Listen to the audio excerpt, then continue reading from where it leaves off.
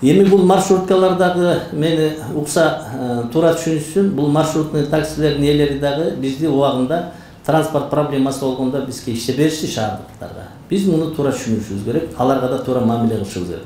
Мен өзүм мэр катары ушул маршрутный таксинин жетекчилери менен жолуктум. Мен аларга эскерттим.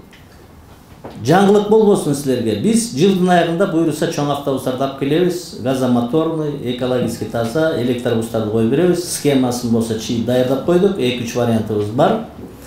Анан сиздер ушуга катышыңыздар дедик. Сиздердин маршрутуңуздарды сактап берели.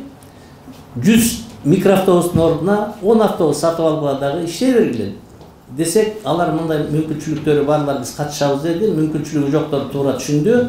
6 айдан кийин жаңылык болбосун силерге. Ушундай болот. Бул микроавтобустар шаардын сыртына чыгатылат. Жанагы шаардын ортосун экологически таза автобустар менен жаңы линия менен маршруттарды коюп беребиз, Кудай буйруса. Бул октябрь, ноябрь болуп калабы. Мен наркы жумада 100 автобуска өзүбүз шаардын бюджетинен дагы алабыз. Анан жанагы микроавтобустар боюнча өздөрү менен акылдашып шаардын сыртына чыгарышка туура келет.